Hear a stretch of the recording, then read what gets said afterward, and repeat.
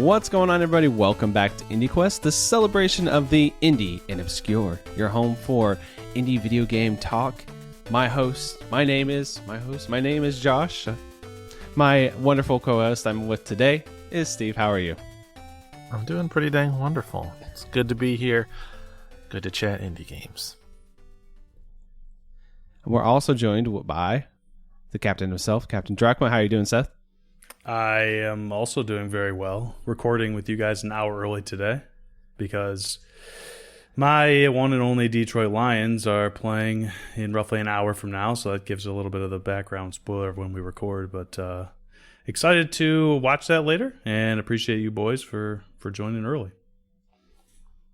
Oh, no big deal. It's like it's something with sports, you know. I'm like whatever, but you know, if you're interested and you're excited, I know. I don't mind. No, I'm just kidding. I know. For the 3 people that are listening that are actually into the sports balls, you know. But yeah, sports balls. Yeah.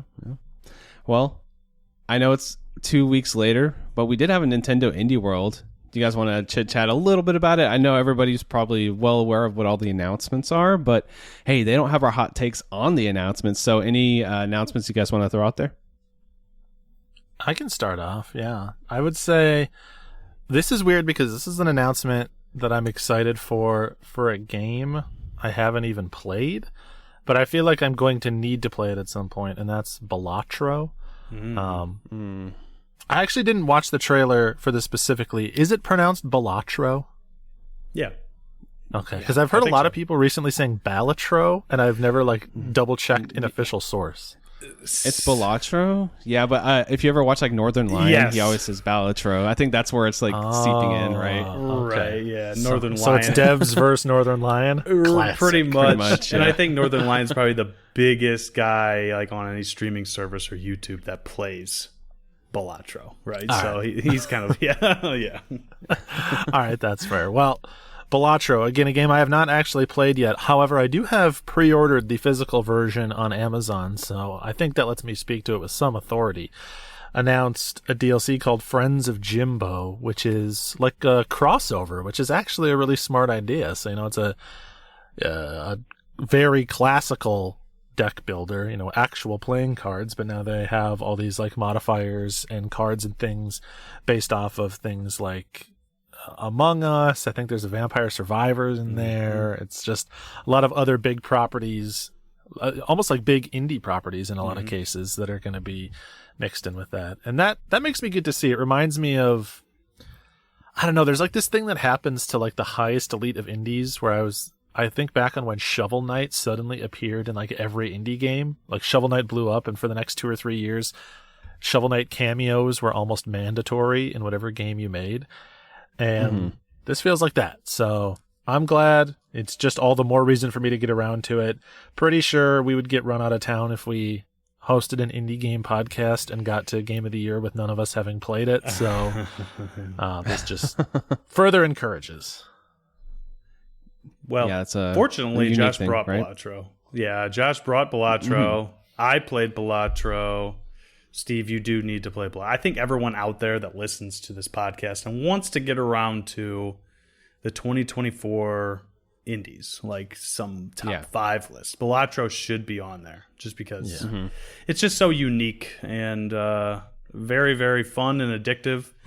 And I would understand, Steve, I feel like I was watching your stream the other day or something. You said something along the lines of, I don't want to get sucked in when we were talking about some games that have been missing or something. And just be stuck playing it.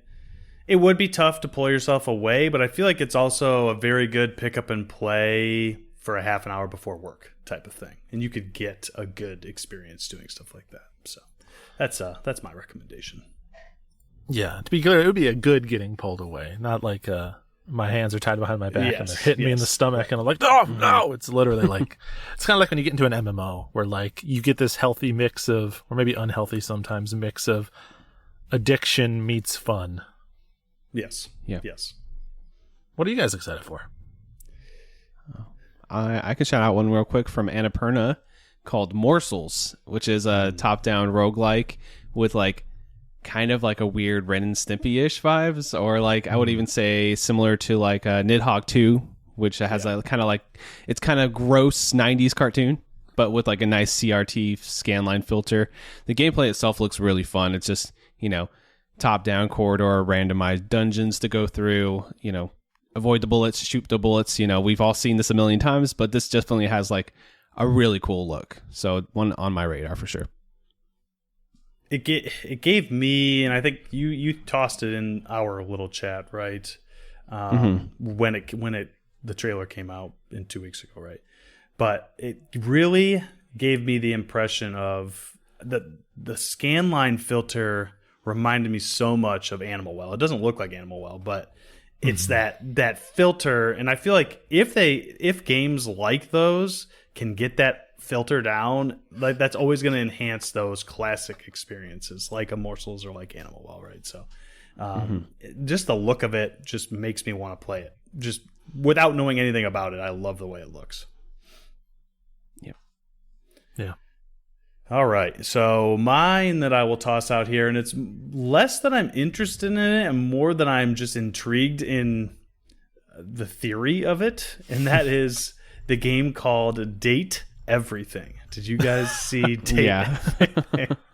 It is absolutely insane. So it's, it's one of those dating sims, I guess, but the twist, rather than just going to a coffee shop and meeting people, is you can actually date all of the typical household items within your home, right? So you can date your couch. You can date your spoons, your utensils.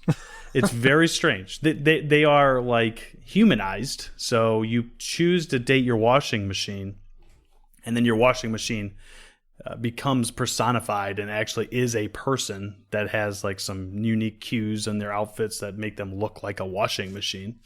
But it is just so strange. Like, we live in such a wild time that this type of game is coming out and is this is not something that I would have ever thought 10 years ago would have been a thing, right? But in 2024, it kind of makes sense, and it's kind of interesting for the people who are into it, right? So I'm not a big dating sim fan personally, but just the premise of this intrigues me and honestly makes me kind of want to check it out. It reminds me of when Hatoful Boyfriend kind of blew up, where it's a dating sim that's so goofy that it's probably going to get some play outside of the typical dating sim circles. Right. Yes, agreed. This feels like a lot of big streamers will be checking it out, right? It's just such an interesting, it's going to draw people in. So for sure. Looks cool. Anything else that's exciting either of you two? There's a game I haven't really played much of that has a Shrek DLC coming out, Powerwash Simulator. That's kind of fun. Yep. That I feel like they're just like, screw it. This game got popular enough to where we have enough, cachet to just get some big IP in there. So, they did Final Fantasy and a few other things. So SpongeBob and now Shrek. So it's very targeted at 30 somethings, I feel like, but that's okay. That's okay. I'll take it. I'll take whatever I can get. So definitely interesting. I don't know if I'll ever play it, but it's just funny that it exists. So yeah.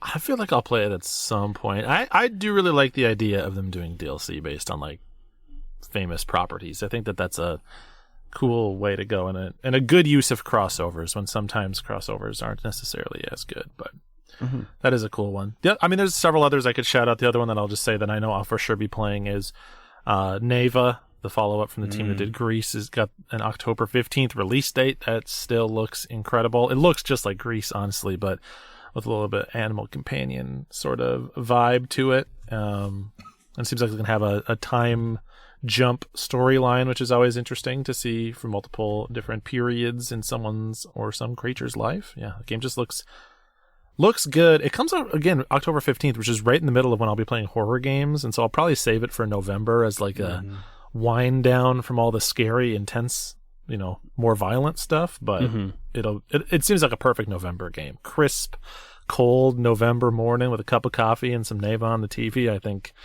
that's perfection. I guess the last thing I'll shout out is something I think we're all excited for, and that is the DLC that's coming out for Sea of Stars. Yeah. Who would we be if we did not mention a Sea of Stars DLC on this podcast? We all love Sea of Stars. We did a whole episode on it, and then it was our game of the year last year. So here we are. That DLC looks incredible. I hope to get around to it eventually, right? It's one of those things where I can't, with our other obligations, I can't get more credits. Maybe I can get more credits on it and can consider it another beat, but I want to see where else that story can go. So I will absolutely be hopping on that DLC soon. Yeah, new playable character is always cool too. It's a nice little thing to add. So new area to explore, new character. So I'm wondering if that's going to be a meatier DLC. Is it going to be like, oh, it's a 30-minute to an hour? Are we looking at like 4 to 8 hours or what? They didn't really say. So yeah. Yeah, I would assume the fact that it's an RPG, I would assume it's at least, I think the cozy spot would be like between 3 and 5 hours for me. Yeah. So hopefully that's around where it is. If it's a 15-hour DLC, that's kind of insane. I mean, like can't. Getting close to the length of the actual game. Right. So. Right. It's like Elden Ring. They're like, let's not make a sequel. We'll just do a 40-hour DLC. Why not? You know? Yeah. But yeah, I'm obviously pumped for that one too, and it's free, which is really cool. Hopefully that means that the game was enough of a success for them to continue doing what they do. Absolutely. Well, the thing we do on the show every episode, or at least mostly every episode, is bring fantastic games to our ever-growing list called the Quest Log, which is basically a nice curated list of awesome games you should check out. There's 2 segments to the Quest Log. The main quest, which is a game that's, hey, you and your mom and your sister and your aunt and your pet squirrel are going to have a good time with this game. It's definitely a certified banger you should check out. And then we got the side quest, which is still a game that we recommend, but there may be a couple of caveats. Maybe there is a couple of rough parts of the game. Maybe it's not quite as good as a main quest, but definitely check it out if you're interested in anything we talk about when we bring those type of games to the show. So who wants to go first? I think Seth said he wants to go first today, right? I do. I think he's hoping to dip out I'm not dipping. He's done, and I'm see not if we dipping. even notice so he can go watch the Lions play. If I have another tab open that has the Lions somewhere around it, but I'm not going happen, to. All right, These things happen. I'll be pulling a SNES drunk because I know he does that when games are on. But I teased this game last time, and I think I attempted to make you guys guess it. So I'm going to do it for just a second longer because I think now this game might be more top of mind because of one of our, I would say, close friends for 2 of us and not so close friend for 1 of us also reviewed this game recently. So this game has a cat in it. It came out at the end of August. It is a Metroidvania. Biomorph? It is not, no. It is Crypt Custodian. Okay, yeah. This was going to be my guess. I didn't know it was a cat protagonist in that game. It is a cat. I guess it's kind of an anthropomorphic cat because you're standing on obviously 2 legs moving around, but you learn in the story it was a cat, and I'll get to some of that as we go. Right, cat of Theseus. How many cat-like traits can you take away from a cat, and it continues to be a cat? Huh? True. It also swings around a broom. I've never seen a cat do that. But anyway, we will discuss. But the person I was referring to was Pam of Cannot Be Tamed. She reviewed this game basically the day it came out. I think she had it early. I was always planning on playing it because it was just very intriguing, but then, of course, that made me want to play it even more when I saw Pam reviewed it. It released August 27th, 2024, so just a couple weeks ago now. Developed by Kyle Thompson, his brother Eric composed. And our listeners might recognize Kyle Thompson if they've played other games he's developed, being Sheepo and Islets, right? So those are 2 fairly popular indies. I would say that I've not played either of them, although I really do want to play Sheepo now because I feel like there is a lack of short-ish Metroidvanias or gated explorations, and I've heard that Sheepo is like 3 to 4 hours, so sounds like a good time for an afternoon. But Islets, I've seen trailers and I've seen reviews of Islets, and there is a lot of graphical and artistic similarities between Islets and Crypt Custodian, even going down to like little symbols and things like that. So I don't know if these 2 games are actually related or if they're in two completely separate worlds. But to me, there are certain things that just really marry them up. Maybe it's just Kyle's style. That could very well be. Crypt Custodian came out on Steam, PlayStations, so 5 and 4. I think both of the last 2 generations of Xbox and Switch. I believe that's all the places it came out in. I played it on PS5, and not to spoil anything for later, but I have played through it, of course, and then I am nearly done with the platinum. So Nice. I cranked through this game in a week and a half or whatever. It was so listen till the end to see if I thought it was super worth it. Overview of this game: it is a top-down, Zelda-like gated exploration. So I feel like I've mentioned before that isn't Zelda really a gated exploration? You usually get some ability that allows you to move in a different direction eventually in most Zelda games. Not the first one so much, but the games after the first one, right? They're all kind of gated explorations, but they're top down. You can't really call them Metroidvania, but they kind of work that way. I would say that after playing this game, I can understand why a Zelda-like is a Zelda-like and a Metroidvania is a Metroidvania. Because this game really mashes up those two genres, and this game really does a lot of things that you think a typical gated exploration does. The map and all the items you can collect, like actual collectibles that make sense, that go along with the gameplay, and some of the different stuff you can equip. We'll talk about all of that, of course, in the gameplay section. But how does this game look? So first of all, to me, it is absolutely gorgeous. I love the way this game looks. I think that for certain people, it could rub them the wrong way because, it's kind of that like storybook paper-like art style with your 2D character running around on like a 3D world, which is kind of strange at first, but to me works really well, especially with how the combat is in this game. Everything's extremely fluid. To me, it almost feels like a mix of what Carto looks like and what Titan Souls looks like. If you mash together Carto and Titan Souls, 2 games that I have brought in the past, and make a game out of what that would look like in your head, that's Crypt Custodian to me. Yeah. Another touch point that comes to mind when I look at the screenshots for some reason is Hyperlight Drifter. Not the same like pixel art energy, but something about the like angle of the camera and the sort of like ancient architecture with overgrown patches floating in a void type of thing. Very, very similar. Yes, agreed. Music. It is extremely chill and dreamlike for the most part, but can be very intense for the bosses. There's lots of instruments, and honestly, the thing I really love about this game is they use a lot of unique instruments outside of just like the typical piano and violin, but of course, all of that stuff is intertwined as well. We at the end of the year, and I'm not trying to spoil anything because there's a lot of really good games I've played this year, but at the end of the year, we come up with a best OST from 2024 or whatever for the indies. Mm-hmm. And this one is way up there for me.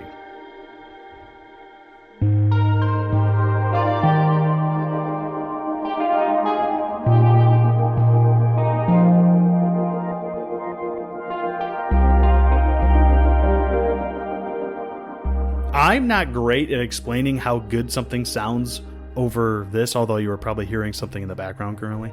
This is a fantastic sounding indie game. So if you're into indie music, this is a soundtrack that I've had playing as I work almost every day for the last week. It is really, really good. So can you imagine what a scathing takedown it would be if you said, I'm not trying to spoil anything, but at the end of the year, we do a best OST category. This game wouldn't be on it. Yeah. It's average. Sucks. Sucks. Terrible. I already shouted out Eric Thompson, like, Eric Thompson composed this. You suck, bro. Like, yeah. You specifically. What's his Twitter at? I'll find this guy. Yeah.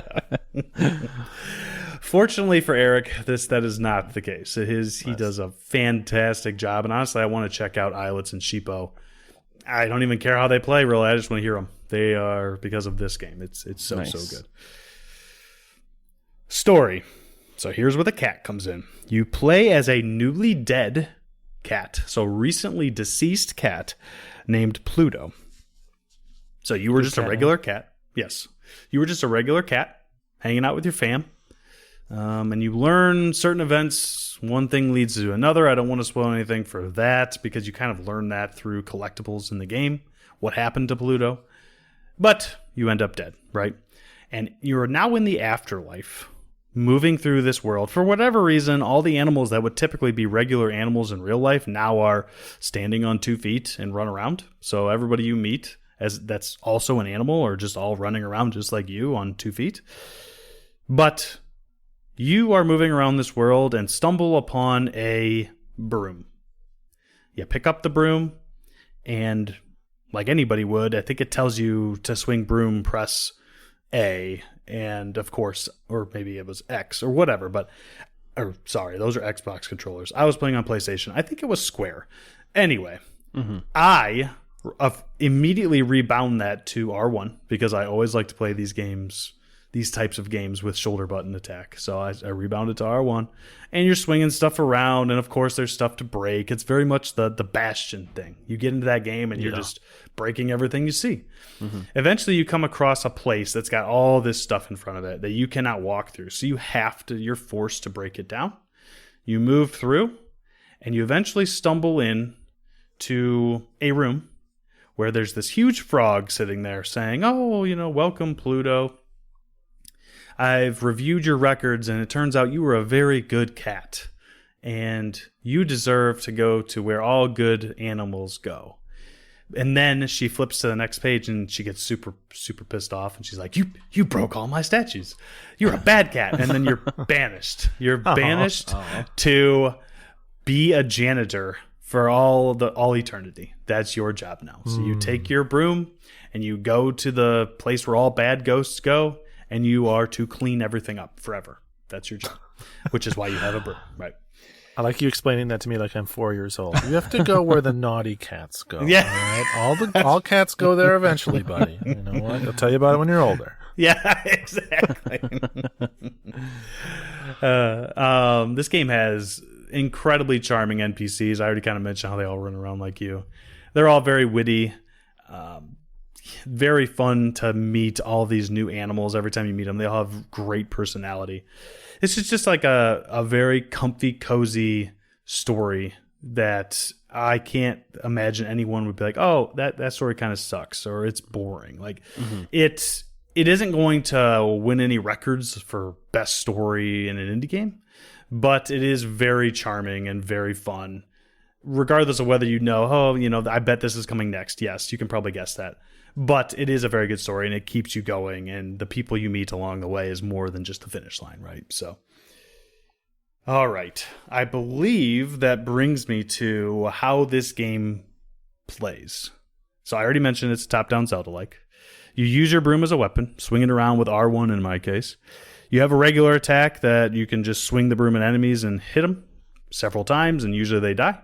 But you eventually get a special attack that you have a urn-looking thing, a jar up in the top left corner, that when you hit enemies, it fills up. And once it's full, there's a little icon on screen that tells you, "Oh, your special is ready." You press the special button. For me, it was a circle.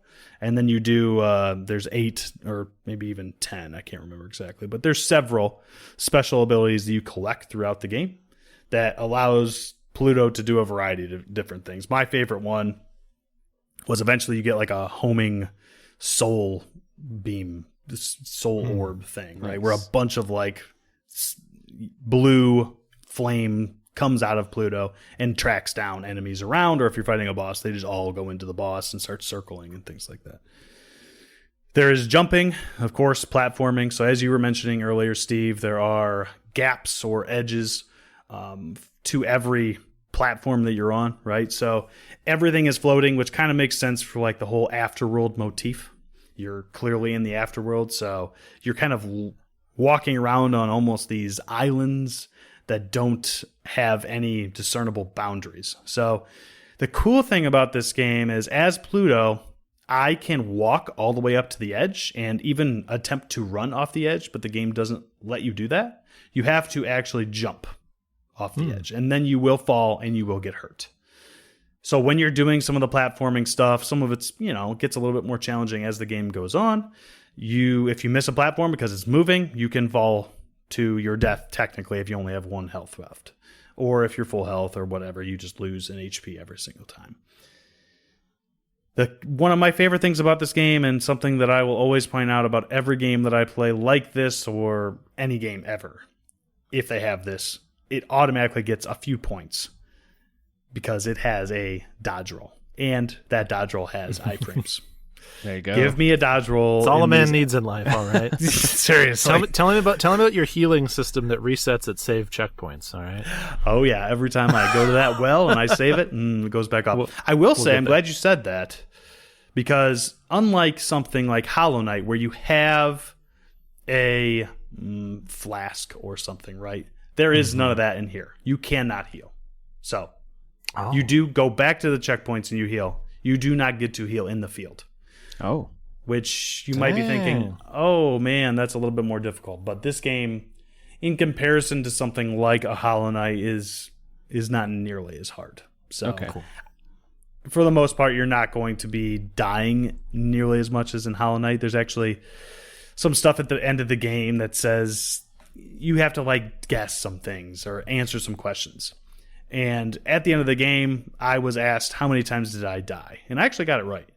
I think it was like 120 or something. You guessed that correctly? They give you they give you a multiple choice. Okay, I was like, oh my god! Talk about calling your shot. It was kind of dumb too. It was like 30, 120, 571. I'm like, well, probably 120. I don't think I died 500 times, and I definitely know I died more than 30 times on any given boss at times. So, so yeah, 120 makes sense. So through a 12-hour game to die 120 times, I don't think is that big of a deal, especially when there's bosses. And to me, a lot of the challenge lies within the bosses themselves. As you're moving around the world, there's some black stuff that you can go and hit. And every time you hit or kill an enemy, there's black stuff that comes out of them. That is garbage. You are a janitor. You have to clean up the garbage. But you use that garbage as currency. So Pluto collects that stuff, and then later on you can actually spend that currency on upgrades. So to me, upgrades work a lot like charms in Hollow Knight. So you guys have both played Hollow Knight. The charms in Hollow Knight, you equip it and it gives you like a special passive or an ability of some kind. So in this game, it's the same thing. You have so much space because you get upgrade points that you find throughout levels, and you can also solve puzzles and do time trials to get upgrade points. When you get that point, you can then utilize however many points you've gotten up to that time and equip as many of these upgrades as you can, right? So some of them are like, extends your broom, right? You have a longer distance on your broom. Increases attack speed. It just increases overall damage. The thing is, each of these upgrades actually require maybe 5 points or 4 points or 3 points. So depending on how many you have, you can equip as many as you want. You have to kind of pick and choose between the ones that you have, depending on how useful you think they are. Something that I equipped immediately when I got it was no longer take damage for falling. Like, yes. Nice. Beautiful. Yeah. Yeah. Like, so every time, because some of the platforming challenges are relatively difficult, and I started to hate when, oh man, I keep missing, and now my mistakes are really making, so I know for a fact that I'm just going to have to teleport back to the well and then walk all the way back here and try again. Just give me that, no more taking damage for falling, and that'll make me a lot happier. So I already mentioned that you can collect upgrade points. You can also collect CDs for the jukebox in the shop. You can collect kittens for this mama cat. You have to find all her kittens, 20 of them. And then you can also collect photographs that show you, for each NPC that you meet, kind of shows you the backstory of what happened to them, how they lived their life, and then how they ended up eventually getting to the afterlife, right? And speaking of those, you meet 10 main NPCs throughout your playthrough, and each of them, as soon as you do whatever they ask you to do, or typically beat a boss in their area, they become your friend. And you have a board of all of the friends that you've made along the way. Aww. And once you get all 10, like, that's one of the objectives of the game. You have to make 10 friends, and then you get to progress, I will say, without spoiling anything, and kind of go to the late game area, right? So that is the main objective, is to make all these friends. So out of all these collectibles you can grab, none of them are really necessary other than the friends. Upgrade points help a lot because it helps you equip more upgrades. CDs and cats, you don't really need to collect them, but of course, if you're a collectathon fiend or you're going to go for a platinum, then you need to collect everything. You need to get 100%. So I did so, and it's pretty fun. One thing I will add is if you, especially like once I got to the end of the game, I completed everything. I didn't know what else to do. Like there are markers on the map. It is a Metroidvania, so you have a map. You can put markers on the map, which I love, especially when I get to a place where it's like, okay, I don't know what else to do here. Rather than getting up close to the TV and looking for all the areas on the map that I have like an opening to, I can mark them with a star, which is great. I love doing that. But you can also purchase at the shop, other than you can purchase like random upgrades and things like that at the shop as you play through.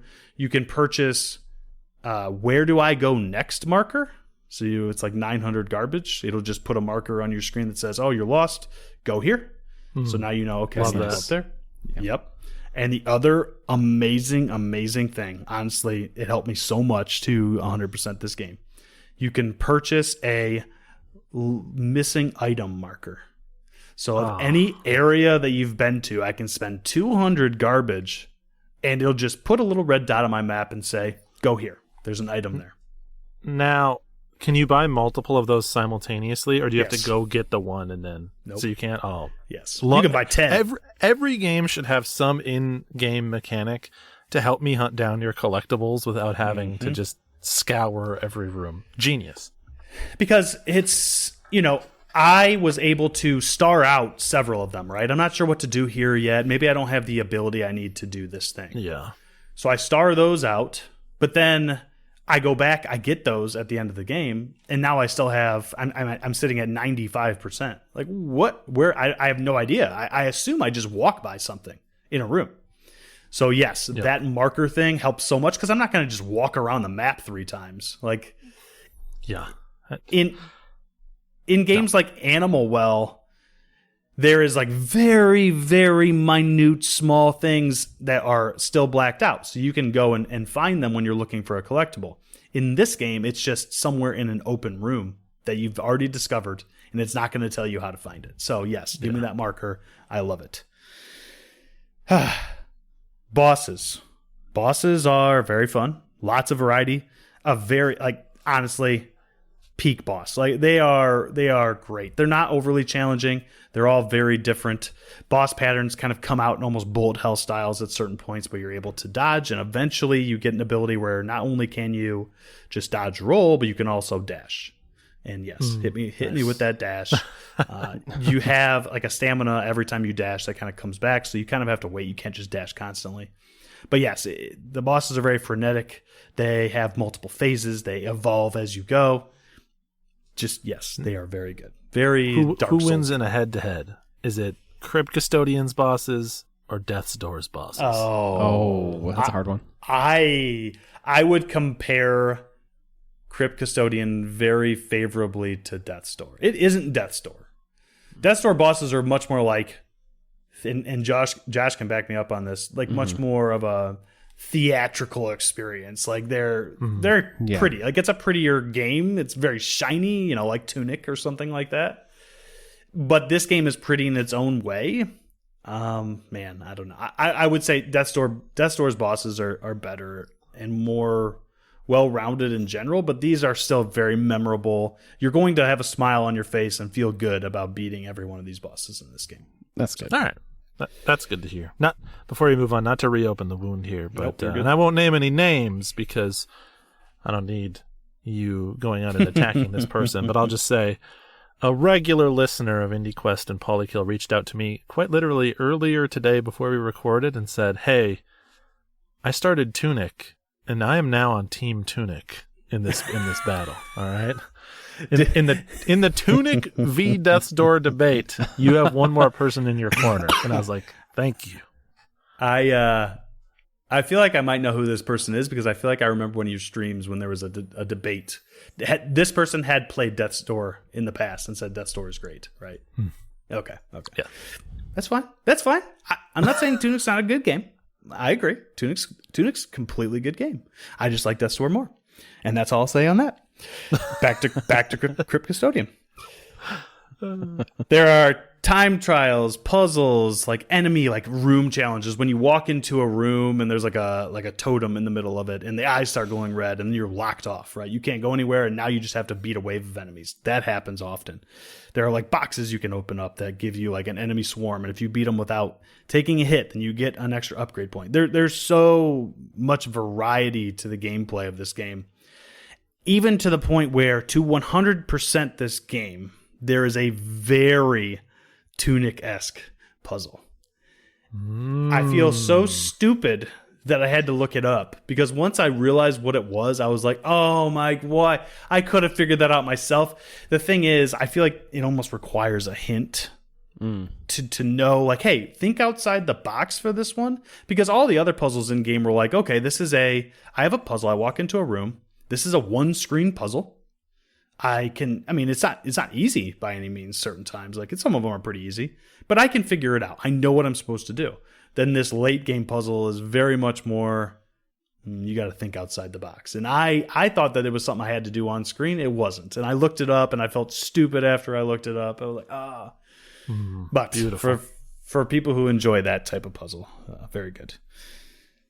And then I think the last thing I'll say is for the platinum specifically, you have to there's a boss rush mode. So after you beat every single boss, you get the opportunity to, with all of whatever upgrades you've already unlocked, you can go and fight each and every boss in whatever order you want on easy, normal, and hard. And to get the platinum, you have to beat every boss on S+, which means not taking a hit and doing it in a certain time limit. Whoa, dang. It's like hard. Cuphead out here. It is originally, I thought it was going to be such a struggle. I was like, man, how is anybody platinuming this game? Turns out some people have. But I realized that there's a trick, and I'll spoil it here for anybody that ends up wanting to play this game. You can go into the options menu and increase your damage from 100% to 200%. Oh. And that's the way to do it. And then if you want to challenge yourself and try to do it on 100%, the thing is, you almost have to be so... Like, I did it on one boss on hard, the very first boss. It took me 45 minutes, just that boss. Yeah. Just beating my head against it. It's not the not getting hit, it's the time limit. Some of those time limits are just so strict, so hard. So, I don't know. I turned it up to 200%, and I'm going to go through that way, get my plat, and then if I want to go back and challenge myself, I'll do that, right? So, yeah. Hey, the platinum image looks the same no matter how you got Yes. there, right? History won't remember how you did it. They'll remember that you had the platinum. Exactly. Okay. I have talked a lot about this game. Do you guys have any questions? I think that I'm approaching quest log territory. My only question, which is like kind of broad about the game, is would you say that this is more of a combat-focused gated exploration or a puzzle-focused gated exploration? Like, what's the mix? You know, a Zelda game is more puzzle than combat, but then there's also games that are like a little bit of puzzling, but like 90% combat. Where does this one fall? If I put it on a spectrum of Tunic to Death's Door, because I think that's kind of the perfect... Yeah, that's pretty fair, yeah. It would lean more heavily towards Death's Door, but I do think that there are more puzzles, like specific rooms you walk into that are puzzles than Death's Door has. So... From the Tunic 0 to Death's Door 10, I would give it about a 7, if that makes sense, all right. In terms of puzzling. That tells me everything I need to know about where you're going to put this on the quest log. My only question is, how's the platforming? Because I know like having that perspective and doing platforming challenges is pretty complicated and can be hard to like code or whatever, make it feel good. Does it at least feel okay to do, the platforming challenges? Honestly, it feels excellent. Nice. It's great. That's good. Like it to me could not be better for this like isometric view. And I actually chatted with Pam about it a little bit because I was stuck in a place. So I was like, please help. I don't know where to go. And then I found it and figured it out. And I was like, okay, thank you. But she said, like, initially she doesn't like the top-down view. But then she said she warmed up to it, like, seriously, by the time she had started playing it. So, and I agree, right? I love this view. I love Zelda-likes. I love Zelda. So that's why I was stoked from the beginning about this. I don't need the side scroller to make me happy in a Metroidvania. But yes, the platforming, there are sections, I guess, where it's like maybe a little bit difficult to judge how far you can make it, or things like that. But in terms of landing precisely on a small platform, never had a problem. Okay. That's good to hear, because I feel like a game like this, that could be like the one negative point for someone. Like, yeah, it's great, but it has platforming that feels off, But yeah, so I'm glad it's good. Yeah, sounds like an all around good game. So I already bought this game whenever I watched her review, so I'm like, I'm excited to hear where you put it. Yeah. So hell yeah, nice. Okay, my verdict. It is one of the easiest main quests I've ever had to put on the main quest. It is, to me, an easy 9.5, maybe even 10 out of 10 type game. I mean, it won't be for everyone, and I understand that. This game just does everything that I love that games can possibly do. I love a good gated exploration. I love a good Zelda-like. I mean, Death's Door is my favorite game of all time, and this game is quite reminiscent of Death's Door. I mean, it's not everything. One of the big glaring flaws of Death's Door to me is the fact that it doesn't have a map. Yeah. It's also charming a little bit in that way too, but at the same time, it's very frustrating at times because you're not entirely sure what to do or where to go. You just kind of have to memorize how the doors work, right? Where I'm going to go as the doors, which it's kind of good in certain ways. It challenges you a little bit. This game has an excellent map, though. Crypt Custodian's map is so good. At any time, if I'm at the bottom right corner, I can go to my map and scroll all the way to the top left and find a well, click on that well, and teleport there right now. Love it. From the beginning of the game, I can go wherever I want. And that's so good. It's sometimes games like hold that back for like half the game, and it's like, why? I just want to play the game. Don't make me walk all the way across the game. Just let me play the game. Let me go where I want to go and make a good game. And they absolutely did this. They crushed this one. It's probably to finish the game 8 to 10 hours. For me, it was 13 hours to 100% this game. And to platinum it, I am halfway through the boss's S+. And I just have to do the other half.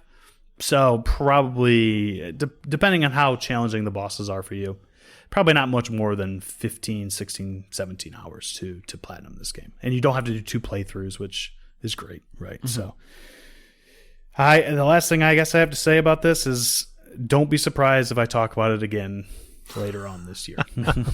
So awesome. This is a hard year. It's going to be a bloody December, it feels like. Yeah, seriously. That's awesome. But yeah, any Fizz-a-dish on this one? Not that I have seen, but I would imagine it will get one because I think Islets, if I remember correctly, has gotten one. I think it did. So like a Switch version at least, but yeah. Mm-hmm. Yeah. Cool. Keep my peepers peeled. Awesome. Well, there you go, folks. Crypt Custodian, a game that I wrote on to the quest logs main quest tab halfway through Seth describing it because I knew where it was going to go. Yeah. Josh, I'll go next. Okay. It kind of transitions cleanly out of Seth's here. I'm going to be talking to you fellas today. If you're paying attention on Polykill, you'll know what's coming. We're going to be chatting Dungeons of Hinterberg. All right. This is a very timely game. 3 months after it came out, so that no one is thinking about it anymore. I'm putting it back to the top of your mind, people. So, Dungeons of Hinterberg is a Zelda-style puzzle action-adventure with some social elements mixed in, which we'll talk about. It's developed by Microbird Games. It's published by Curve. Came out July 18th, 2024. And it's available on Xbox and notably Game Pass. It was a day one Game Pass release for Game Pass subscribers, and it's on Steam And notably on Steam, it is Steam Deck verified for you Steam Deck perverts. So, Nice. as of now, that's the case. I'd imagine this is probably a timed exclusive where it will probably at minimum show up on PlayStation at some point in a year or two. Who knows with Switch these days, right? Maybe the 15 FPS version will come out on Switch at some point with a little Vaseline smear. I'm sure you're going to get to this, Steve, but I do want to point out, based on these screenshots, you said Zelda-like. When I was talking about Zelda-like, I was talking about top-down Zelda-like. You're like talking about like 3D Zelda-like. Yeah, so yeah, we're hitting both barrels here. We're talking nice. like Ocarina of Time, Skyward Sword style Zelda. Cool. I guess notably not Breath of the Wild. I forget how old I am. When I say Zelda-like, there's a lot of people these days that are thinking Breath of the Wild, Tears of the Kingdom. It's actually not that. It's the 90s kids Zelda-like, not the 80s kids Zelda-like or the 2000s kids Zelda-like. But the setup for this game is it is a game about magical tourism. And so there's this small, very kind of like idyllic, scenic mountain town, like small, very quaint, charming little town where magic has emerged in the world in this particular place. And they don't really go too much into the like historical, like how that happened. It's not really that type of game. That's just set up and context for what has happened. But magic has emerged in this town, meaning that humans in the vicinity of that town can like attune to essentially like crystals from a Final Fantasy game and learn to cast different types of magics. And so this town, you know, being a modern capitalist society, says, all right, we're going to turn this into a tourist destination. And they make it very kitschy and very fun as a vacation destination for people to travel to, you know, pitching it as, you know, come have your fantasy adventure you've always wanted here in our town. And so they've set up these portals that lead to different sort of like magical environments. And people come into this town, they call them slayers, and will attune to and learn how to cast these magical spells, you know, sort of familiarize themselves with the basics of melee combat, you know, sword-based combat or what you'd expect from a Zelda game. And then they're sent off into these dungeons to, you know, live out their magical safari dreams that they've always wanted. And so, very cool premise for a game, right? Yeah. Very interesting Unique. Setup. Usually you're like the hero of these games, not just somebody on vacation. So that's very strange, right? Yes. Yep. And so you play as this character who is like low on the totem pole at a law firm, and you travel this place basically being like, I've worked my whole life. I've been grinding to, you know, get into a good school, pass my exams, you know, get into a good law firm. I've never really taken a vacation for myself. I'm burnt out. It's time to just cut off from the world and go visit this place. A kind of like fun little fact / side effect of this town being, you know, sort of like the nexus point of magic is that magic also blocks out any cell signal. That's not like a major story point or super relevant. It's just like you can't make calls or access the internet or anything when you're here. So you're forced to kind of unplug. There's obviously you can tell that that's like kind of a theme a bit of this game is like disconnecting yourself from the world and sort of coming to terms with the type of person that you want to be. But so you show up at this town and you are just another tourist, so much so that you like go into like there's like a welcome committee tour guide that's like, hey, I'll take you through your first dungeon, show you the ropes, we'll show you what it's all about. Hop into that dungeon and kind of learn the basics. Some other stuff happens. You can play and see what happens there, but then you're just set off into the world to start doing your thing. And so your thing is the loop of this game that you'll grow very familiar with. It operates on a daily cycle. Every morning you'll wake up and, you know, have a nice cup of coffee. Usually you'll talk to someone in the town that you formed a relationship with, something just like a small little conversation. And then you'll decide where you want to go out adventuring that day. There's kind of like different sections of the areas surrounding the town. So there's more like of a valley. There's more of like a forest grove. There's higher up on a mountain set that's a little more wintry. You'll decide where you want to go looking around. You'll go to those places. You'll wander around and explore. If you haven't like attuned to the magic in that area, you'll go attuned to the magic in that area, and then wander around and you'll find these dungeon portals that the town has specifically hidden around. You'll choose which one you want to go into. They're all labeled with difficulty levels, very similar to like a ski resort, like a Black Diamond type of deal. They have like skill ratings, basically 1 through 9. And it's actually pretty cool when you go to choose one. You can go whatever one you want to, but your main character, she'll look at that difficulty rating and she'll be like, oh, this will be just right. Or if it's like 1 or 2 more, she'll say like, I bet if I bring a good stockpile of potions, I could probably brute force my way through this one. Or if you go to one that's way too advanced, you'll be like, this is probably a bad idea. I probably shouldn't do this. And then you'll enter into that dungeon. The actual dungeons function like, imagine, again, an Ocarina of Time or Skyward Sword Zelda dungeon, but at maybe a third the total length. So they're pretty snappy. It usually consists of like 3 to 4 solid meaty puzzles and some combat rooms mixed in. And so you'll do all very traditional Zelda things. I mean, your magic also serves as sort of like your utility items in a Zelda game, your hookshot and whatnot. So you'll have magic bombs to blow up rocks. You'll have magic, what is essentially magic arrows, like the ability to control wind, things like that. And you'll be looking around these 3D environments, solving these puzzles, and then interspersed in between puzzles as you go along, you'll also run into enemies, like creatures that have born out of the magic, and you'll fight them. The combat system is a little more involved than a Zelda game, but it's still very easy to digest and relatively straightforward. You have a light attack, you have a heavy attack, you can of course use your magic in combat, and then also you have like special abilities that you can cast that are on kind of a timed cooldown. So think of things like a whirlwind, like a spinning whirlwind where you just spin for 10 seconds and anything that damages you, or anything that you touch it gets damaged, things like that. And your whole goal is to make it through this dungeon. At the end of every dungeon, they've posted up a stamp board where you get a stamp. You have a little tourist book that labels all 25 dungeons in the game, and you stamp that dungeon and be like, look, I managed to do that one. You got your little vacation passport. So then you'll exit the dungeon. It'll be early evening, and you have some time to run around the town and kind of deal with the logistical things you need to do. So go buy equipment or more potions, sell some of the things you don't need anymore, upgrade your items, all that sort of stuff.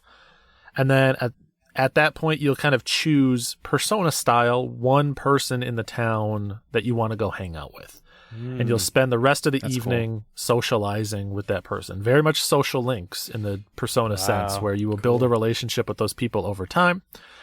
And there's a whole big variety of benefits. There's a real variety to the type of people you can talk to. Like, I mean, you'll have other vacationers, you'll have people that are kind of like professional slayers that have a bit of a reputation from various companies and things like that. You'll run into social media influencers, Twitch streamers, that type of thing. You'll run into locals that lived in the town since before it was a magical town, all that stuff. And what's nice about it is, one, you'll get to know them better. You get some more story, you learn about them. We'll talk about the writing in a bit, but obviously you're going to learn more about these people. But also there are, of course, benefits tied to getting to know people better. In this game, you have a book that lists all the people that you've met in town, and it'll show you at my next level of like, for lack of a better word, social link with this person. This is the benefit I will get. I'll get like 1 extra bar of HP or 1 extra dodge stamina, or in some cases I will get the ability to do like a combo counter, so I can see what my current combo is that I'm holding. Or there are certain dungeons or areas or items and things that are inaccessible until you've made good enough friends with certain people. So you can kind of like understand, like, obviously you first and foremost, you want to put time in with the people that you like, their personality, you think they're interesting, you want to get to know more about them. But you can understand where you're going when you're putting time in with someone, so you don't ever feel like you put several days worth of effort into someone and then like it was just like the wrong choice, or you didn't get any benefit from it. So everyone gives you benefits in this game, but you'll know what they are. Okay, so I have a couple questions. Yeah. First, is there any way to max out the social link with every person in the game, or is that going to take multiple playthroughs? I believe that you can, because there's a story, there are stakes and things like that, but before you kind of go to the final event, we'll say, they very much do say, like, I should, tie up all my loose ends, do what I want to do, hang out with who I want to hang out with. And it seems to be that you have an infinite number of days from that point to spend time with whoever you want. And so maybe there's a maximum to that, but as far as I know, you can do it. I had like 3 or 4 people at that point that I wanted to finish talking to, and I was able to churn like a week or 2 of extra time. Okay. And the game didn't punish me or threaten me at all. Okay, cool. Second question, and it was a while ago. You were talking about how the loop kind of goes, where you're picking a dungeon to enter, but you said that you can enter later dungeons early, right? If you choose to do so, or before maybe you're supposed to. Maybe you don't know this. Did you mostly go in order, or did you step out at all? I mostly went in order, and I should say that there's a little bit of blocking you off. Like, it is a 9-point difficulty scale. You can't go into the not like level 8 or 9 dungeons right away, because they are usually inaccessible to you, either because you don't have, like, let's say, a traversal ability to get to them, or you haven't completed a quest or like a social link that will show you where it is. So there is still some gating off to keep you from like truly going too far. I think I never did more than like 1 notch above what I currently was capable of. And the game does tell you, for the 4 or 5 different areas that you can go explore, the game will tell you what dungeons exist in that area, even if you haven't found them yet. So you can look and be like, I'm equipment level 4, and so I'll go to an area that has a level 4 dungeon I haven't done yet. Okay. Yeah, that was gonna be. I assumed that it wouldn't let you if I don't have the bombs or whatever. It's not gonna let me go to a place where I have to use the bombs or something. So that was. Yeah, that was what you'll never get into a situation like that. If you can enter a door, it is possible to beat that level. Okay. Yep. And so after you've kind of done your social link with them, then you go to bed. Just like Persona, you have the option to stay up late, like skip out on some sleep in order to either watch TV or read about the town. Because you also have social statistics. You have like your renown in the town, your relaxation level, your amusement level, these different social stats that you can build over time as well. And so you can choose to stay up late and work on one of those stats in exchange for it cutting off like 20% of your maximum HP for the next day. And so, and those social stats are relevant because there are, of course, like renown is a good example, like how well known you are in the town. There are certain people, like the influencer, for example, or one of the influencers, who won't even talk to you unless they've heard of you before. Otherwise, they'll be like, "Oh, you're just another adoring fan, like another drag or hanger on. I don't want to even waste my time with you." And then you get to know they're like, "Oh, I've heard about you. We should have a beer. Let's talk." Yeah, cool. That type of thing. You don't even necessarily, the game, pitched as like this vacation scenario. You can really treat it that way, and the game supports that in a couple of ways. One is you don't even have to necessarily go to dungeons during the day. You have to go explore the countryside, but all throughout the countryside there are spots where you can just sit and chill, and your character will be like, oh, rather than go to a dungeon, maybe I just need to rest and recharge today. I'm just going to hang out here for a couple hours and read a book or just breathe some fresh mountain air, whatever it might be.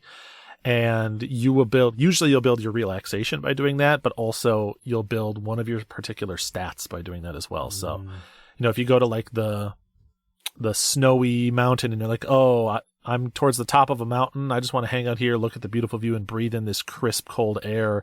Like, this will make me relax, but also, it's pretty cold temperatures here, so it'll probably increase my magic defense. Nice. If I stay here for a little bit. And so the game lets you just kind of vibe out and take things at your own pace. And you're going to want to do that sometimes, not even for like the gameplay reasons, but because Like, the thing that I haven't talked about yet that most people will immediately notice about this game is that it is gorgeous. Yes. Like, it is Yeah. it is beautiful. And I don't even necessarily know what the art style is. I think cell shaded is the best touch point, but there's also like a little, like almost like comic book pop art type filter in there too. It's unique. Yeah, something about I'll the tell shadowing or something, right? Makes it look a little bit like an elevated cell shaded or something. Yeah. I'll tell you what I related it to immediately when I saw it. The cell shading is a good touch point. It really reminds me like Level 5 could have done something for this game. Like, it looks like an indie Level 5 game. Yeah, that's honestly, it kind of feels like an indie Level 5 Yeah. game too. Like, if you told me this was like a Dark Cloud spinoff, I could almost believe you, except you replaced the town building with Social Sim. Yeah, and you're good to go. But yeah, just incredible looking. It's one of those games where every single screen, like every particular spot in the game, if you stop, that could be a screensaver. Like, it is so nice looking. Really, like, vivid, bold color choices. They're not afraid of like exaggerating color to have some fun and making stuff like really, really rich and high contrast. And all the rest of the parts of the game too support that. Like, it is, all the animations are like silky smooth. It performs great. A lot of the like animation cycles, like your characters run and stuff, are all like very charming. And it just look, the entire time you're playing it, that fact is never lost on you. You're like, this is just a gorgeous game. They do a really good, lot of subtle things with, like, you know, the way that the grass moves in the wind and like the birds are flying around up above you. There's just a lot of little touches that went into making this like a very striking game. Awesome. Josh talked about Mark of the Ninja last episode, and that game came out in 2012, right? And I commented that looks like a 2012 indie game, not in a bad way. This game looks like a game that could not have come out in 2012 by an indie developer, right? Like that's what I meant by that, right? Yeah. So a touch point. It's for the last episode. it's I haven't booted it up, but I have it like downloaded because it's Game Pass. You know, you do the thing where you scroll through the menu. This looks cool. I'll download it. Maybe I'll get to it. We'll see if your verdict here sways me either way. So far, I'm very interested what you've been saying, but it's like, when you're scrolling through like a store page, this one stands out like above all the other ones that are on the store page because of the amount of color. So yeah, definitely striking. This game kind of had the Cuphead effect to me, where I remember first seeing it a couple of years ago in like a indie direct or something like that, and I was like, whoa, that looks, tell me more about that one in particular. And then I actually kind of forgot about it until it was announced, like, hey, it's about to come out on Game Pass. And I was like, oh. And this is one of those games I'm very grateful that I decided to try, because I was like really on the fence. Like, am I going to pick this up or not? I don't know. We'll see. And then I played it. And obviously, I'm talking about it here, so it was worth my time. So yeah, gorgeous game. The soundtrack supports that too. I would say that the soundtrack is very much like an indie kind of art house movie vibe, like a little bit of like Juno energy or something. Like, that's not an indie movie, but like, you know what I mean. It doesn't have any like licensed tracks or anything, but it's got a lot of like acoustic guitars and stuff at moments to like really sell the like chill energy. And then it's got, you know, obviously like a little bit more electronic or higher energy tracks as you get into combat and things like that.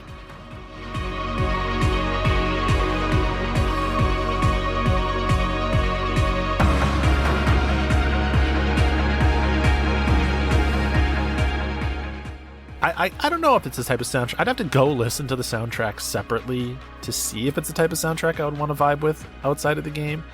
It didn't jump out at me as one where I needed to rush into it, like a Crypt Custodian or something like you were saying, but it certainly was. The entire time I was like, man, this just really adds to the package. Like, this is part of a cohesive whole that I'm really appreciating. And it's also, it does the thing I love in games, where it's not afraid to take music away and just let like the sound of wind blowing through the trees and stuff be the soundscape, which makes the music, when it does crop up, even more fitting, you know. So really well done. Awesome. And then for a game where you're going to be talking to people a lot, you'd hope that the like actual writing would be worth reading a lot, because nothing in this game is voice acted. You're going to be reading the entire time. And this is where I feel like I differ from what I've heard as a consensus from people. I feel like the writing in this game is very genuine. Like it feels written like actual humans talk to me. Mm-hmm. Like the main character in particular feels like the way she is saying things and the types of things that she is saying feel like an actual human that you could have a conversation with, and like genuine structure in the way that it is sometimes kind of messy and sometimes kind of corny, but sometimes earnest, and sometimes social situations are a little bit like sometimes you just don't say the exact right thing. You got to move through that and stuff like that. There are, of course, in a game like this where they've invented 20-something characters for you to get to know, there are some whose personality is a little over the top or like a little tropey or stereotypical, but I feel like in the instances where that's the case, it is intentional. Like they're trying to make this person annoying. Mm-hmm. And the thing you need to overcome is to not be annoyed with them and get to know them as a person, that type of deal. So while not all the dialogue is like exactly at the same level of quality, I felt like the writing was very well done. And a lot of these characters have very interesting, very believable stories. It's like you'll be talking to some teenage kids, kind of goth kids that live in this town, and they're bitter about the town because, they're mad that it's essentially been like gentrified and people come in, to take advantage of their town and move out, but nobody like contributes to anything meaningful. Mm-hmm. Nothing is permanent in their town anymore. And so it has no soul, and it's kind of like the life is being drained out of it because of this tourism being the increasing focus to the point where maybe that's the only part of the town that matters anymore. Right. Yeah. And so stuff like that. Yeah, and honestly, it sounds a lot like a game I'm very fond of, Night in the Woods. It's the same idea where it's like they have 30 characters or whatever. Not every character is going to be as good as the main character or the main few that you need to focus on, but and especially like whenever someone's writing, it sounds like this game sounds like they're writing their own voice maybe a little bit. When there's writing like that, that's going to be, it's going to rub some people the wrong way. Like, oh, I don't like that style of writing, unfortunately, but I'm glad it sounds like it was fine for you, at least. Yeah, I liked it a lot. Again, especially the main character and sort of some of the, I would say, more front and center social links, the people that the game is sort of nudging you as like, these are some of the first people you'll meet and the people we encourage you to get to know better. Right. I feel like those are really well done. Like, of course, there's like, Raver character who is very like high energy and talks in like kind of clubby language. And it's like, all right, I get it, buddy. Calm down. Mm-hmm. But on the whole, really well done. Nice. So, and again, that's not something I've heard from other people. I feel like it generally gets a little bit more knocks in that department. Yeah. I mean, I feel like there's games like Hades do something like, there's so many, but no one knocks Hades for its personalities, but there's plenty of overtop personality in Hades. You know what I mean? Yeah. Like all the characters are still excellent. So I don't know, but yeah, exactly. And I think that brings me down to discuss time, but are there any lingering questions that either of you fellas have? I don't think so. Looks like very pretty. Yeah. And honestly, it's funny. I heard you mention it on Polykill, and I had not heard of this game until this point, and I don't know why. It just did not make it onto my radar. So yeah, I was happy to hear about it and see it. Yeah, my only it's not really, maybe it's a question, but kind of like it is kind of a combination of a bunch of different like genres. Again, I got the social sim, and then you got the dungeon crawling elements, and then kind of like cozy stuff too. Does this all layer together to make like a really nice package, or does any one portion of it kind of fall a little short compared to the rest? Yeah, and that'll kind of like lead me to my final conclusion. Nice. Here, so, wow, what a great co-host to team me up in such a kind way. I try. But Dungeons of Hinterberg is one of the biggest surprises for me in a really long time, in the sense that I am pretty tuned in to game releases. I'm on 2 video game podcasts, and like I'm streaming, like video games are the thing that I'm paying attention to. And I had heard of Dungeons of Hinterberg, but I heard of it in those directs and things, and like I said, it looked interesting, and I was like, oh, tell me more about that. But then I forgot about it because there's 100 other things. And when it came onto Game Pass, I was doing the thing where I was hovering over that button, and I was like, should I pop in? Maybe I'll give this one like an hour taste test just to get a sense for it, so that it's free. I might as well, and then I'll know later, is this a game I want to put more time into come November? And immediately the game got its hooks in me, and I was like, oh, damn. This is like exceeding my expectations in pretty much every metric. Even the visuals, which I knew would be amazing, looked better in motion than I thought they would, and were more consistent than I thought that they could be. So I was like, everything about this game is just better than I was honestly hoping for. That's awesome. I don't remember. I know you're getting to your verdict, but I feel like you said it in Polykill, and I don't remember if you mentioned it here, but I'm watching a video quick, and I love the numbers coming off of as you yes. That's really great. like nice numbers like roll off of your character, and they're kind of like 3D modeled almost. Yes. And like they sort of hover and vibrate in the air as they fall off. Really stylish. It's got satisfying. Yeah. It's got that style that Yes. Persona has too. Not the same style, but it is bringing a similar competency of style in its own way. But yeah, this is like 25-hour game, and I like was all in start to finish. It never slowed down. That loop never got boring. It took me a couple of months of in-game time, and the entire time through I was always excited to go in, do one more loop, one more day. I played it in a way where I did like 1 or 2, maybe 3 in-game days a night. And that was like the perfect amount of like dip in, hang out for an hour and a half or so, and then leave and come back the next day. But yeah, again, top to bottom is something that like really, really surprised me. I had a really good time with.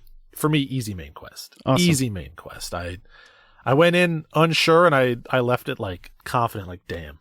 This is why I'm saying that December is going to be a bloodbath, because every single game I play, I'm waiting for my side quests to show up in 2024. Yeah, I'm seriously. like, can I get some also rans? But every single game I play, I'm like, This game's awesome. damn it, there's another one. What am I going to do? So yeah, Wow. Dungeons of Hinterberg, really special game. Very, very cool. Don't let it slip by you if you are an Xbox or a PC player. Good stuff. Awesome. I just saw. I'm still watching the same video. I just saw your character go into like a 2D platformer portion. Is there a lot of those? I didn't even mention that, but there's a couple of mix-ups, where there's like 2D platformers, or every now and again they do like a Diablo style mix-up. Nice. So the game has fun with the dungeons. I mean, the bulk of them are Zelda dungeons, but they mix it up just often enough where every time one of those comes up, you're like, fun, let's go. Love that perspective change. Awesome. That's so cool. Well, I have a cool game to talk about. My game's from 2019. It's not a new game. So, Honestly, that's maybe a good thing. Yes. we're like loading We're not up. supposed to be a new games podcast. I know, we're loading up the quest log this year with 2024 games, but there's just so many games to talk about all the time. This one's one that's been on my backlog since it came out. So, have you guys heard of a little game called Hypnospace Outlaw? Yeah, I have, and I've actually played a bit of it. Oh, so nice. I can actually help speak to one. Sweet. So I played this on Xbox, but it's generally what the game is you play. It's an alternate history 1999 going into the Y2K scare. You are on something called Hypnospace, and you're an enforcer on it. And what Hypnospace is basically kind of like I guess like a computer you access while you sleep and dream, which is interesting. But it's very coded in that 1990, Windows 98, Windows Vista style look to it. Yeah. You go through a bunch of different forums to just see a lot of information about people. But let's rewind back just a hair. This game is all weird puzzle solving. I would say it's a little bit of an experience too. It's really hard to put into words what this game really is, but just imagine you're on like a bizarre version of Windows 98 looking through like old school forums and stuff. Pretty much what is the thrust of this game. So yeah. I wonder how a 16-year-old that just jumped into this game would receive it. Because this hits you with the 90s nostalgia that if you weren't there, how would that type of person, like for us, this is like awesome. This is right? like it looks so awesome. Yeah, this is like middle school on my grandmother's computer in the second bedroom, just downloading a bunch of questionable things onto the home screen, which is a very big component of the game. Just downloading virtual pets is like a main thing of the, there's a bunch of them that you can download on different websites. This game is a lot of just finding a bunch of hilarious and crazy shit, honestly. There's a recurring bit with this character named Chowder Man, which is actually played by it's a music that you can download, and it's Hot Dad. It's literally Hot Dad the artist. In there making a bunch of like really corny but awesome rock anthem songs about this guy named Chowder Man. Awesome. And there's a whole through line with him that you can like go through the forums and find all his different tracks and download them to the home screen so you can listen to him as much as you want, and even has a Winamp skin on the music player. You can change all those out. So what you do is you get cases assigned to you. You're an enforcer, and they'll be like, okay, this case you got to find 4 copyright claims for this fish, which is kind of like, I feel like they're trying to be like Mickey Mouse or something, right? But it's like a fish. It's like, go through all the web pages on the forums here and see if you can find all the fish, and then you can claim them, and then you get money, and then you turn that case in. And as you go through the cases, there's a story that unfolds in the background. You learn about the creator of Hypnospace, and it's just a lot of, okay, here's a problem. I got to figure out. It's one of those where you're going to be getting a pen and paper out and doing the puzzle, because there's just a lot to like piece together. Like, okay, there's this code that everybody's headset has. You have to figure out how to get to the point where you can unlock and search that code, which requires like 5 steps to get to there. And it's a lot of just diving deeper into forums. You feel like a hacker almost, right? Going into these forums, finding all this bizarre information. There's like so many like weird and obscure things in this game. But any questions so far? Like I said, it's a hard one to describe, really. My question is one that you'll probably cover, but sure. You said you played it on Xbox. So again, this is a game about exploring basically GeoCities websites, like Angel Fire websites and stuff. And so you navigate it like you would navigate the browser that you probably have open right now. And so how do you feel that controlled on a console or like on a controller? Because it really feels built for mouse. Yeah, that was going to be one of the things I brought up. Like, I played it with a controller. You can get by. Like, if you're on a couch and you want to play it like that, that's fine. But honestly, it'd be a lot easier. So it kind of has that Her Story thing where you have to like search up keywords to find a bunch of new web pages and stuff. So like typing in the words, with your keyboard, you have to like move a cursor to type a keyboard that's on screen, can be a little counterintuitive. So it'd probably be best just to have a keyboard and mouse in front of you for this one. But I made it work and it was fine. But so say like there is a situation where, okay, I know I got to get to this username's forum named like The Reckoning or something, something early 2000s that's makes them sound awesome, some type of gamer tag or hacker handle. You can type in The Reckoning, and then all the pages that have that in there will pop up. So then you can go into there and then like kind of like dive deeper, read more lore about this guy named, The Reckoning or whatever, and possibly find like new apps for the computer that could help you get to the next area. And it's a lot of just kind of poking at it, trying to figure out what I need to do next and what will get me to solve these different cases. And the thing about the cases is they kind of get to a point where they're like, well, we don't really have any cases for you. Just explore the internet. If you find anything of concern, just flag it. And then the story does continue on, but there's a lot of times where you're just like, I guess I'm just reading these random pages of like, there's a ton of writing in this game. So it's like every person's page you go to, there's like a Christian United one, it's like super, super religious. And then you can go to like Chowder Man's page and has a bunch of like really corny, old school, like pixelated, like GIFs and things like that. And then it has like, all the word art. It just has that vibe. Like I felt like I was a kid just looking through, old internet, just crazy stuff. Like you said, GeoCities or something like that. So, so the game is hard for me to tell you like, okay, this game is easy for everybody to understand or get through. This is very much a tinkerer type of game where you have to like really specifically find answers to the puzzle by doing so many layers of studying of so many different things that I can find that some of the puzzles were a little tedious to get through, to be honest. But it was nice having my partner next to me, like pointing things out, like, hey, maybe go there. hey, what about this? And kind of bouncing stuff off of each other, because it's a lot of, okay, I have like all this information. How am I going to actually solve this problem right now? And it's kind of like, yeah, it can get a little bit frustrating at times, I will say. But once you figure out the puzzle and you solve it, you feel like a genius. So there's always that level to it. So yeah. I'm trying to think of other things that are in this game. There's just so much. But like you said, there's a virtual pet. You can download him, and he's on your screen. You can feed him. You got to keep him alive. Oh, nice.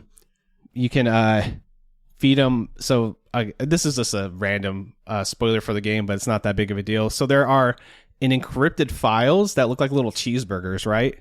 And I was like, what do we do with these things? Like, I couldn't figure it out. I kept Googling like the compression method. Like, it has a certain name. I think it's like Sam Burger or something. Mm-hmm. You feed that burger file to the virtual pet, and then it poops out the non-encrypted file. So I was like, okay, that's a fun little, puzzle solve there, Wow. So I'm trying to think, like this game just kind of shocked me at how much there was in it. Like, I thought it was going to be like a 2-hour experience. Like, okay, I'm having a good time just clicking through some stuff. There'll be a little story that plays through it, but no, it's like it's not the longest game ever. It's like 5 to 6 hours, or maybe a little shorter if you're smarter than me, but kind of trying to figure out basically each I'm getting lost in the weeds here. Sorry. Now I have a question anyway, so, Josh. Yeah. It took you 5 to 6 hours. You said it could take people a shorter amount of time. Like, if you were like completely foreign to this type of game, could it take you a lot longer than that? Probably. Or are you eventually going to stumble into it? Is there like a hint system at all? No, there's not very much hint system. Okay. It's very much, here's your internet to explore and have fun with it. Like, try to figure it out. Really, it's really, like I said, it's like almost like you got to tinker and dig into the pages and try to like, there's a lot that I can't really talk about without spoiling a lot of the puzzles. So that's why it's hard for me with this one. But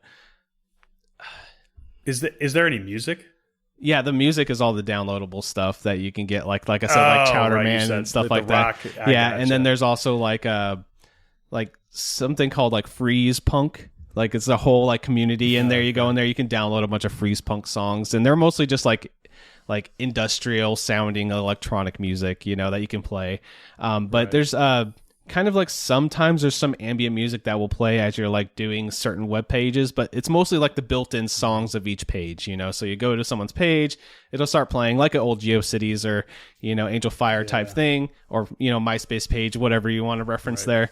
And each page will have its own baked-in song for the most part. So it's it's objectively a good thing that we got away from this, but I do miss the era of going to a website and it just blasting whatever music that person wanted to play, just showing up on even like a MySpace page or before that on a random GeoCities page, and the first thing you see is like the visitor counter number and like a link to sign the guest book, and it's just blasting whatever like Disturbed song they were into at the time. Yeah, it's a lot of that. It's very much that energy. Your cursor will sometimes change to like, if you're on like a medieval style page, it'll be like a little gauntlet cursor, stuff like that. You go to like kind of more spooky goth thing, it might turn into a little bat that flies around. It's very much that coded all the way through and through. I think the reason you're here, number one, is just to experience the crazy writing in this and experience that nostalgia trip for sure. And then if you feel like, hey, I want to actually get through these puzzles, there are multiple days that you got to get through. So I think there's about 2 to 3 cases per day, so it's like 10 total or so. You do 3, it's like November 9th, 1999, then it's like November 20-something, 99, and then December 31st, 99, and then it goes into the new year, and then there's stuff that happens after the new year, like updating your computer and things like that. They can play with that a lot, and there's kind of like a crash that happens, quote unquote, in there, and there's a big conspiracy theory that happens. So then after you get through the new year and you're in 2000, it's more going through the forums trying to figure out what this whole conspiracy is about, So it's pretty interesting. So Awesome. So for the storyline, it is kind of, it has one, but it's more piecing together all these characters' stories, and then there's multiple people that are posting on Hypnospace, and you'll kind of start recognizing the usernames, and then there's some through lines, and you can kind of see over the course of history what they do and what their interests are, and it kind of has like a story that plays out for almost every character, which is pretty cool. And then there is the big conspiracy, which is the big driving factor for the game. And then when you do that, you do get credits, but it still leaves it open to where you can explore the internet and still find things you haven't before, which is pretty cool. I just dropped a picture I found on Hypnospace into our IndieQuest. Oh yeah, It's just got this dude that's shirtless that just has this huge dong. Yeah. Yep. Yeah, it's very much okay. So the another fun thing is you can update the wallpaper, and you have stickers that you can buy, sticker packs. So you can buy you can get that dude right there. I think is Chowder Man. Like I think that's the guy it's supposed to be. Okay. And then they just put like a bunch of stickers on it to make it look like he has a huge dong. So that's something you can do. In the spirit of Nice. the game, for sure. Yeah. Yes. So I mean, it's one, for the most part, this game is more just like a tinkering thing, just seeing all the fun writing that these people created, all this nostalgic feeling writing. The story goes to a nice place. There are some fun songs in it.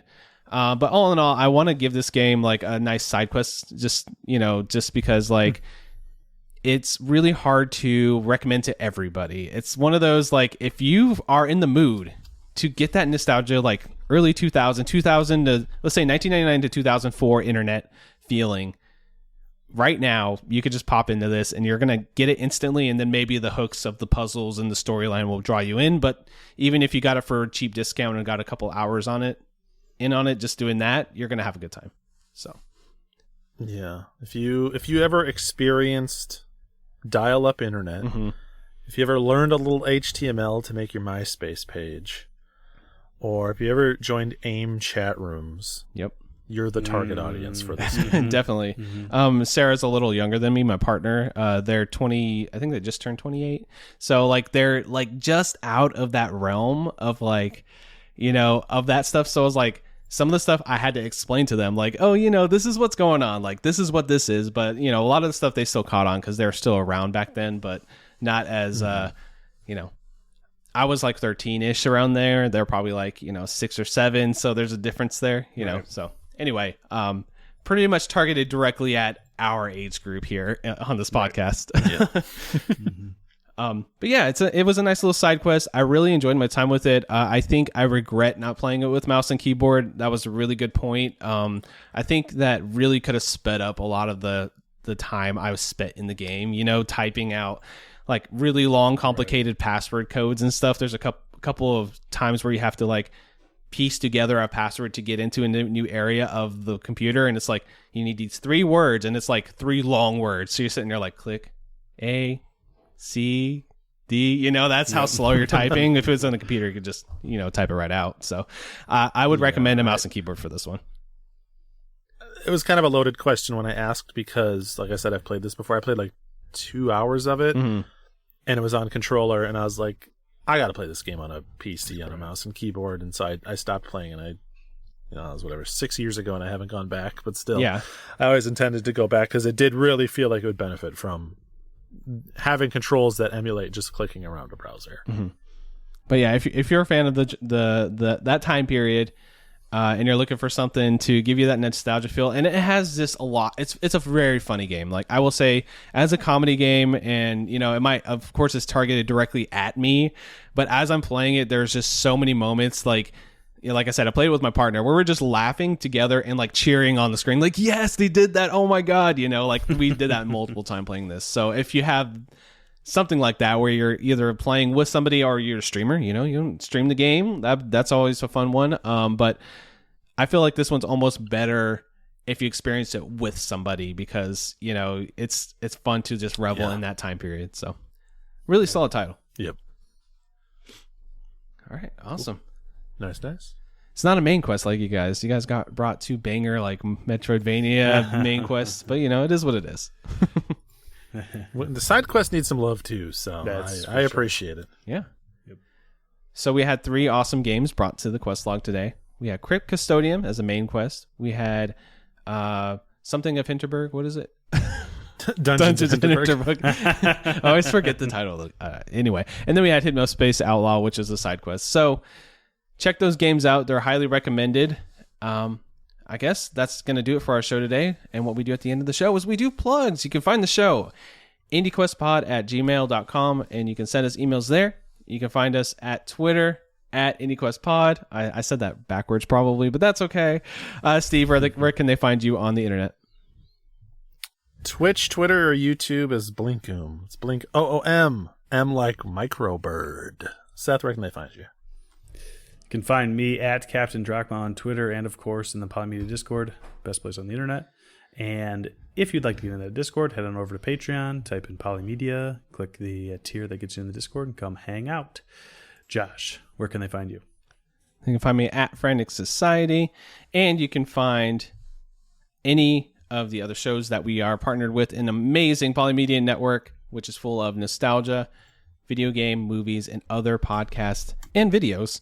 So check that out, polymedianetwork.com. And as always, if you want to find the awesome ever-growing list of indie games, go to IndieQuestPod.com. So I think that's going to be it for the show today. Who wants to take us out? I'll send them off. Hey, thanks for listening.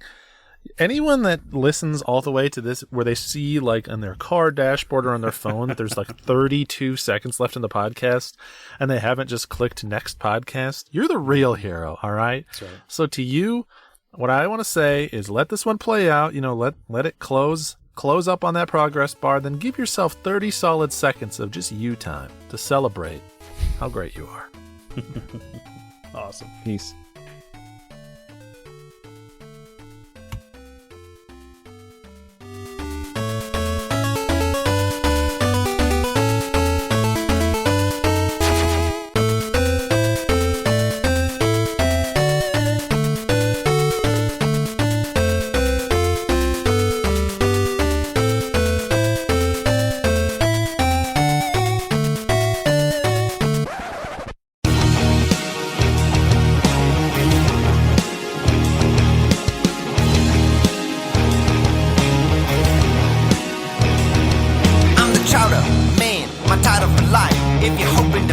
Just look into the light. It's not about food, it's a life philosophy.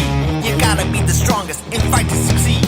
I'm climbing the mountains, I'm swimming the rivers. I'm the eagle in the sky, and I'm ready for dinner. Life's a highway, and I'm the car. If you ride with Chowder Man, you're gonna go far.